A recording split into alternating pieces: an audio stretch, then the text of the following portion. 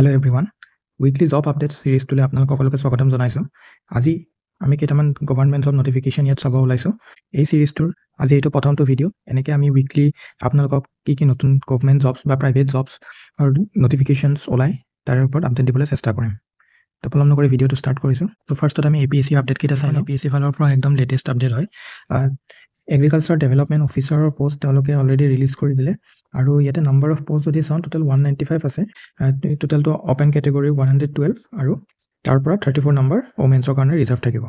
তো এনেকৈ আপোনালোকে নটিচটো APSC ৱেবছাইটত গ'লে পাই যাব, তাত এবাৰ চাই ল'ব। আৰু মই যদি ইয়াতে পে'মেণ্ট কওঁ, পে'মেণ্টটো 4 হয় আৰু ইয়াৰ এলিজিবিলিটি ক্ৰাইটেৰিয়াটো এইটোৱে যে আপুনি BSc ইন এগ্ৰিকালচাৰ হ'ব লাগিব, এগ্ৰিকালচাৰত BSc কৰা হ'ব লাগিব, নহ'লে যিকোনো এগ্ৰিকালচাৰ ইকুইভেলেণ্ট যি ডিগ্ৰী আছে তো সেই ডিগ্ৰীৰো আপুনি এপ্লাই কৰিব পাৰিব। তো নটিফিকেশ্যনটো আপোনালোকে APSC ৱেবছাইটত যাব, গ'লে এই পোষ্টটো তাত পাই যাব। এগ্ৰিকালচাৰ ডেভেলপমেণ্ট অফিচাৰ আৰু এটা পোষ্ট ওলাইছিলে, এইটো হ'ল ফিচাৰী ডেভেলপমেণ্ট অফিচাৰ। আমি সেই নটিচটো এবাৰ চাই লওঁ। নেক্সট নটিচ এইটো fisheries development office under fishery department. ইয়াতে টোটেল নম্বৰ অফ পোষ্ট 65 আছে। ইয়াতে নম্বৰ অফ পোষ্ট কম 65, কিন্তু ইয়াতে কেণ্ডিডেটো অলপ কমেই হ'ব আৰু ইয়াৰো পে'মেণ্ট 4ৰ জব হয় এইটো।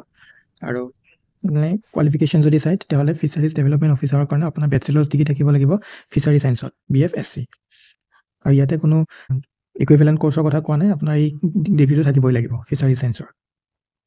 তো আপোনালোকে নটিচটো APSC ৱেবছাইটত পাই যাব। এক্সামৰ নটিফিকেশ্যন এইটো অলৰেডি গমেই পাই চাগে, 23 মাৰ্চত যোনটো APDCL এক্সাম আছিলে সেই এক্সামটো কণ্ডাক্ট হ'ব আৰু already list of candidates upload হৈ গৈছে ৱেবছাইটত। আৰু এডমিট কাৰ্ড ডাউনলোড কৰিব পাৰিব আপোনালোকে 17ৰ পৰা, মানে আজিৰ পৰা আপোনালোকে এডমিট কাৰ্ড ইয়াৰ ডাউনলোড কৰিব পাৰিব। নেক্সট নটিচটো হৈছে EGCL ইলেক্ট্ৰিচিটি গ্ৰিড কৰ্পৰেশ্যনৰ যোনটো পোষ্ট উলিয়াইছিলে APSCয়ে, তো তাৰে এক্সাম হ'ব 6 এপ্ৰিল 2025। আৰু ইয়াৰে আপোনালোকে চিলেবাছটো দেখিবলৈ পাৰিছে। ইয়াৰে আপোনালোকৰ এডমিট কাৰ্ড ডাউনলোড কৰিব পাৰিব 1 তাৰিখৰ পৰা, 1 এপ্ৰিলৰ পৰা। আৰু ইয়াৰ ৱেবছাইটত লিষ্ট অফ কেণ্ডিডেটছ 25 মাৰ্চত আপলোড হৈ যাব। নেক্সট আমি গভৰ্ণমেণ্ট জবৰ কথা পাতিম। এটা নতুন গভৰ্ণমেণ্ট জবো আহিছে। সমগ্ৰ শিক্ষা অভিযানৰ আণ্ডাৰত এই জবটো হয় আৰু এইটো জাষ্ট এংগেজমেণ্ট 11 মান্থছৰ কাৰণে এংগেজ কৰা হ'ব আপোনালোকক, কিন্তু এইটো এটা কণ্ট্ৰেকচুৱেল এংগেজমেণ্টৰ পোষ্ট হয়। আৰু ইয়াত অলৰেডি কৈ দিছে যে উইল নাইডাৰ বি ৰেগুলাৰাইজড আৰু not be absorb under any job programme. তো এইটো আপোনাৰ ৰেগুলাৰ কৰা নহ'ব, এইটো জাষ্ট 11 মান্থছৰ কাৰণে কণ্ট্ৰেক্টত লোৱা হ'ব। ইয়াৰে এপ্লিকেশ্যন 12 তাৰিখৰ পৰা ষ্টাৰ্ট হৈ গৈছে আৰু 26লৈ আছে। কি জব আছিলে? লোৱাৰ ডিভিজন এছিষ্টেণ্ট LDA জব এটা আছিলে আৰু ইয়াৰ চেলাৰীটো আপোনালোকে অলৰেডি জানে 7,400 আৰু 14,000 to 49,000 পে'মেণ্ট। আৰু আপোনাৰ ক'ত হ'ব পষ্টিং? ষ্টেট মিছন অফিচত। মিনিমাম 3 ইয়াৰ্ছ ৱৰ্ক এক্সপিৰিয়েঞ্চ বিচাৰিছে ইয়াতে আৰু 1 ইয়াৰ কম্পিউটাৰ ডিপ্ল'মা চাৰ্টিফিকেট বিচাৰিছে। চ' LDAৰ এইটোৱে পোষ্ট আছিলে।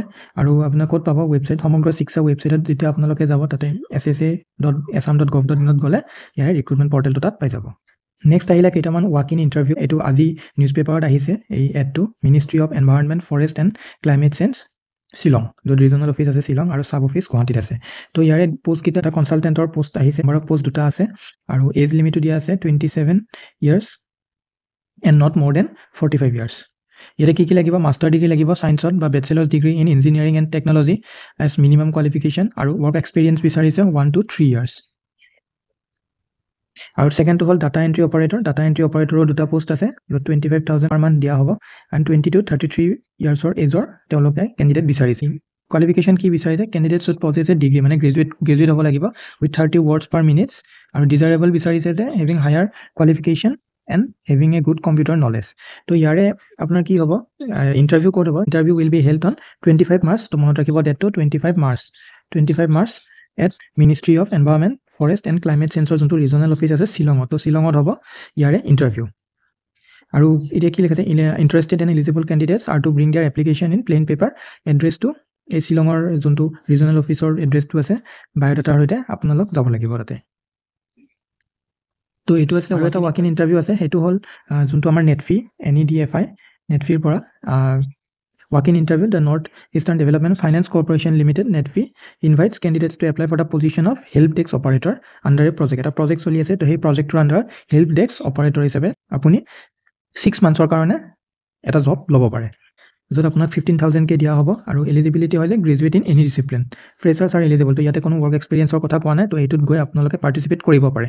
এইটো কেতিয়া আছে এই ৱাক ইন ইণ্টাৰভিউটো? ৱাক ইন ইণ্টাৰভিউটো হ'ব আপোনাৰ 19 মাৰ্চ 2025। আৰু এটা কথা মনত ৰাখিব, ক'ত হ'ব? এই নেটফিৰ যোনটো ইয়াতে অফিচ আছে দিছপুৰত, তো তাত হ'ব আপোনালোকে নিজৰ ৰেজিউমেখন, ফটোগ্ৰাফ আৰু একাডেমিক চাৰ্টিফিকেটছবিলাক তালৈ লৈ যাব লাগিব। আৰু এইটো কথাত এটা কওঁ যে ইয়াতে আপোনাৰ লেংগুৱেজ প্ৰফিচিয়েঞ্চি আছে যে English, Hindi and one of the following languages, Khasi, Manipuri, Mizo, Nepali or Bengali. তো আপুনি এই 5টা যে লেংগুৱেজ দি আছে, এই 5টা লেংগুৱেজৰ ভিতৰত আপুনি এটাত প্ৰফিচিয়েণ্ট হ'ব লাগিব। লগতে ইংলিছ আৰু হিন্দীটো লাগিবই। চ' ইয়াৰে 15,000কৈ দিব। কেইমাহৰ কাৰণে আপোনাক লোৱা হ'ব? 6 মান্থৰ কাৰণে। তো এই দুটা আছিলে।